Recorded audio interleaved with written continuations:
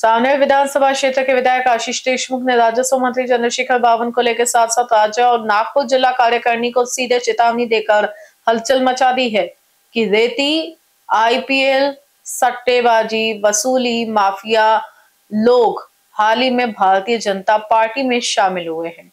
उन्हें पार्टी से निकालो, नहीं तो 2 दिन में महात्मा गांधी के पुतले के सामने धरना देने की बात उन्होंने कही। 2 दिसंबर को होने वाले सावनेर चुनाव लड़ने वाले भारतीय जनता पार्टी के उम्मीदवारों के लिए प्रचार कार्यालय का उद्घाटन आज 24 नवंबर को विधायक आशीष जी देशमुख की अध्यक्षता में हुआ।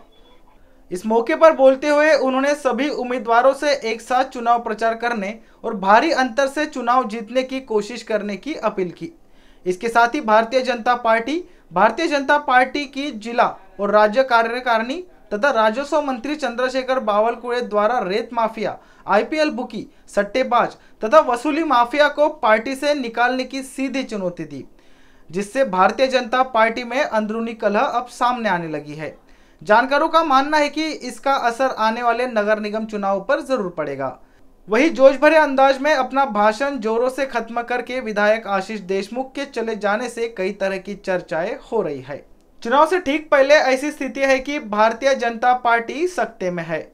वही इस आयोजन में उपस्थित नागपुर जिला भारतीय जय जनता पार्टी के अध्यक्ष मनोहर कुंभारे ने तुरंत ही पत्र परिषद लेकर नरेंद्र पिंपळे, अमित राय सहित हाल ही में भारतीय जनता पार्टी में शामिल हुए लोगों को पार्टी से निष्कासित किए जाने की घोषणा की तथा उन्होंने बताया कि नरेंद्र पिंपळे, अमित राय इन्हें पार्टी में लेने का निर्णय जिलाध्यक्ष नाते मेरा था।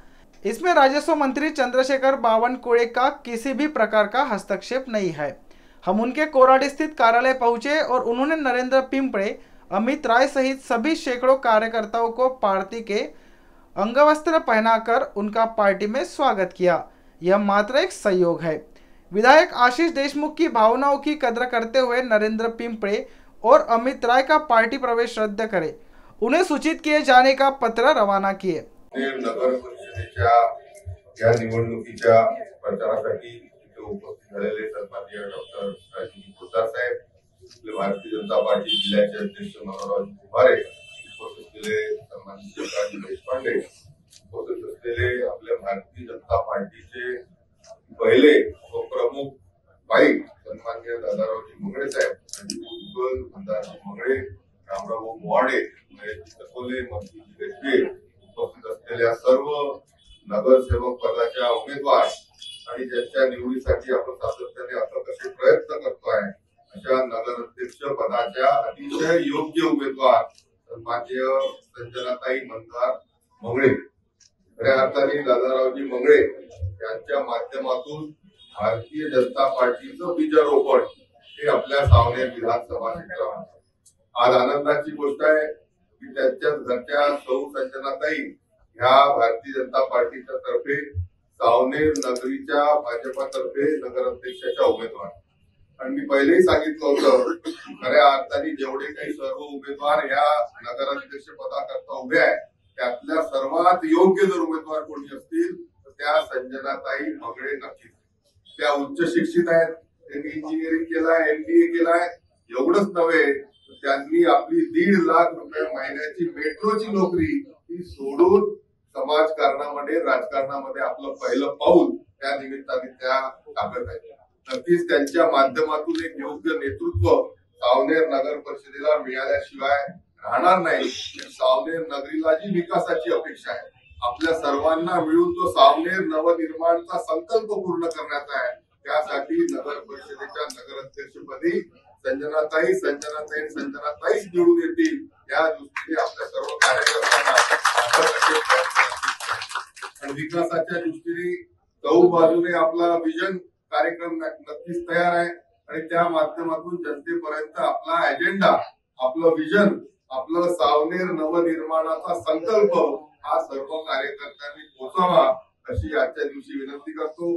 प्रत्येक घरापर्यंत जाऊन, प्रत्येक व्यक्तीपर्यंत जाऊन भारतीय जनता पार्टी सन्माननीय मोदीजींच्या नेतृत्वामध्ये मागच्या 11 वर्षापासून मागच्या संपूर्ण कारकिर्दीमध्ये देवेंद्रजी फडणवीस यांच्या नेतृत्वामध्ये जो अमूलाग्र बदल विकासाच्या दृष्टीने संपूर्ण देशामध्ये, महाराष्ट्रामध्ये किंबहुना प्रत्येक व्यक्तीच्या आयुष्यामध्ये झाला, ह्या खंबीरपणे छाती ठोकपणे आपल्याला सांगून देण्याची जी करामत आहे ती येणाऱ्या 10 दिवसामध्ये आपल्याला करायचीच आहे आणि ती नक्कीच आपण करू. आणि विजय हा शेवटी भारतीय जनता पार्टीचा सावनेर नगर परिषदेमध्ये होणार आहे असं देखील आपल्याला आजच्या दिवशी मी सांगू.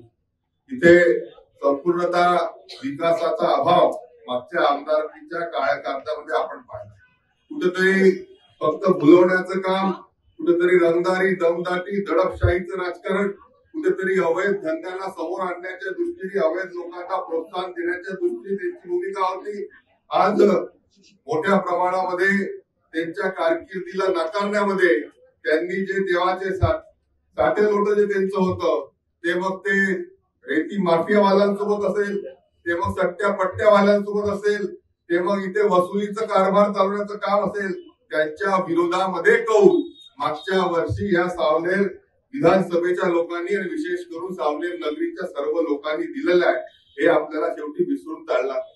आणि म्हणून आज जर आपल्याच पक्षामध्ये अशा प्रकारचे लोक येणार असतील, आपल्याच पक्षामध्ये रेती माफिया, सट्टे पट्टे चालवणारे लोक येणार असतील, तर ती जनता आणि कार्यकर्ते कधी खपून घेणार नाही हा विश्वास त्या निमित्ताने आपल्या सर्वांना. म्हणून आम्ही जेव्हा पाहतो की महसूल बुडवणारे लोक जेव्हा महसूल मंत्र्यांसोबत राहतात ते आमच्या मनाला कुठेतरी वेदनादायी ठरतात. महसुली अधिकाऱ्यांवर गाड्या चालवणारे लोक जेव्हा महसूल मंत्र्यांसोबत भारतीय जनता पार्टीचा दुपट्टा घालतात ते आम्हाला सहजासहजी पचेनासं नक्कीच झालं. आणि म्हणून त्यांचा उमेदवार म्हणून आम्ही इथे निवडून आलो आहे या सर्व लोकांच्या विरोधामध्ये लाभबद्ध झालं असल्यामुळे. आणि म्हणून असे हे चुकीचे व्यक्ती, अवैध धंदे करणारे व्यक्ती, त्यांनी हजारो लाखो करोडो रुपयांचा राष्ट्राचा महसूल बुडवला आहे, त्यांनी सातत्याने गुन्हेगारी प्रवृत्तीला आपलवलं आहे, त्यांचं क्रिमिनल त्यांच्यावर चार्जेस त्या निमित्ताने आहे. अशा लोकांना जर कोणी तिथे प्रवेश घेत असेल तर ते आम्ही खपवून घेणार नाही. हे देखील आजच्या दिवशी संपूर्ण सावनेर विधानसभेच्या जनतेला त्यांचा आशिष देशमुख म्हणून सांगतोय.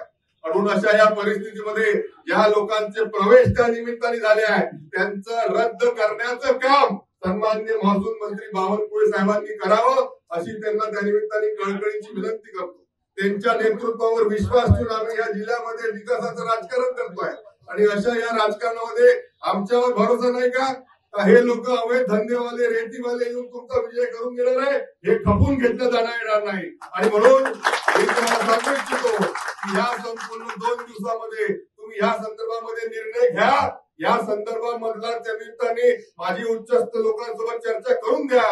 आणि तोपर्यंत अन्यथा परवाच्या दिवशी महात्मा गांधी पुतळ्याच्या खाली आशिष देशमुख सत्याग्रहाला या आंदोलन केल्याशिवाय राहणार नाही. सर्वांचे खूप खूप धन्यवाद.